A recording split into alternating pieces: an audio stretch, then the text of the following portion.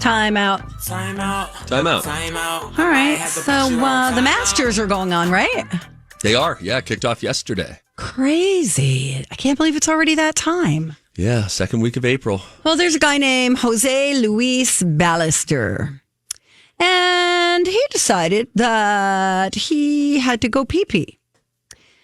But he didn't see a pee-pee room. So is this the language we're using? So he decided during the first round, he decided to relieve himself in the creek. I guess he forgot there were bathrooms nearby. It can be a little hidden sometimes. This is televised, right? This is televised. The Masters is televised. Okay. Yes. All right.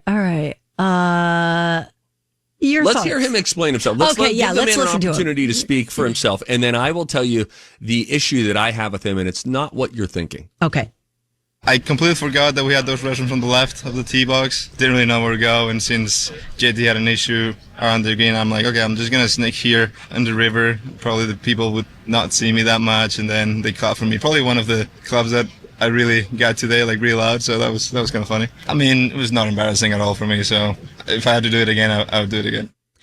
I think I know what your beef is. Can I guess? Sure. Okay. Definitely, you are a guy who, if you have to go, you're going to go wherever you have to go. So I don't think you have a problem with him peeing in the creek. Okay. Not washing his hands and then playing again?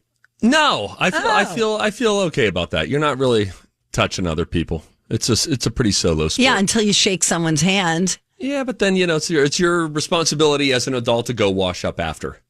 My beef with the guy who peed in the famous Rays Creek at Augusta National, home of the Masters, is that he peed in the creek. I'm okay with you peeing not in the bathroom. If it suddenly comes on you and you're like, I'm not going to have time to go over there, and then someone has to take you, like a little patrol person has to take you so that you go past. There are very long, though efficient lines to go to the bathroom at Augusta. Still, then they need to be like taken in. All right, this guy's got to pee now. But what he should have done, and I think there were opportunities around him, is just find a bush to hide yourself in or a few trees. It's a heavily wooded golf course, Donna, Augusta National. So don't pee into the creek like some sort of a savage, treating it like it's a trough at a stadium. Go hide yourself if you can. Get behind one of the azalea bushes.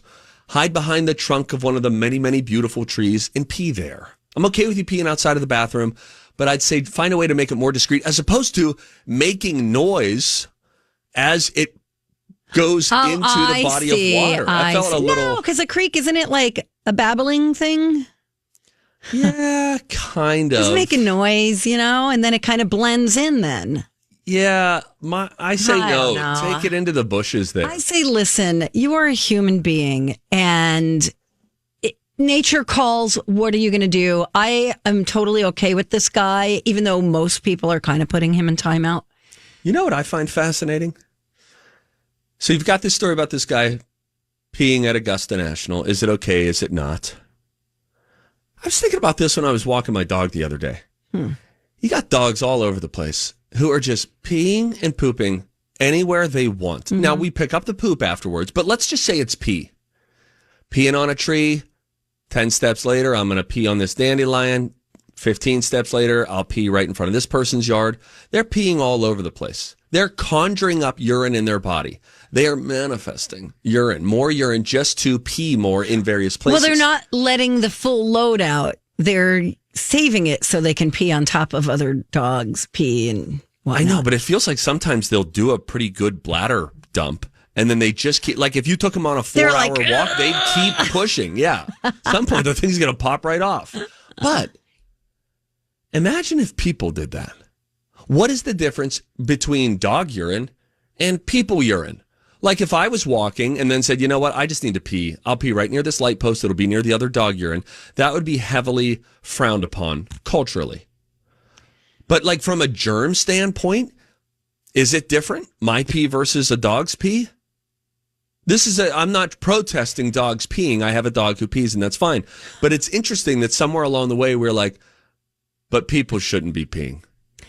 I was not prepared to answer this question. Have you ever thought that? No, but I will tell you, I've had to pee before so bad that I've peed right outside my door to my house.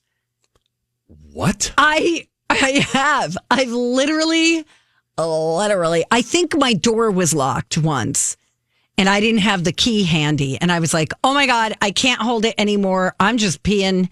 You pulled your pants down. I sure did. That's indecent exposure, citizen's arrest. In my own backyard on my own private property. You're like the person who walks around, barbecues naked in the backyard. Well, it's my property. Look somewhere else if you want. Okay, so you pulled your pants down, squatted. Mm-hmm. Mm-hmm. Wow. Prayed. What was the prayer? Just, I hope I don't get caught by Ted. He's not going to turn you in. Yeah, I mean, stuff happens. Wow. What's the alternative? Am I supposed to just pee myself? I hear you. So, Jose 500 Luis years ago, Ballister. This wouldn't have been an issue. You're right. You know, we're just going where we're standing, you know? Let me shift to some sad news that I saw yesterday. Okay. Former Grey's Anatomy star Eric Dane, who famously played McSteamy on the show, announced that he has been diagnosed with ALS. Oh, my God. This is obviously a devastating disease. This came just a couple of weeks after calling off what was going to be a divorce from his wife, Rebecca Gayheart. And he is planning at this point, Eric Dane, to continue working. Euphoria Season 3 is set to begin production in just, I think, the next week or two. And Eric Dane is planning to do that, but he obviously has asked for privacy regarding the issue, but did make the announcement that he has ALS. It made me start looking up ALS. Obviously, it's a terminal illness. It does impact people differently. Some people can live with it for a long time before the muscles in the body turns on itself. But ultimately, and it seems almost invariably, it ends in a state of full paralysis. Yeah, it's and awful. It's just it's the worst. Devastating disease. And so that was sad news that we heard from Eric Dane, McSteamy, from Grey's Anatomy. So thinking of him today as we talk about that.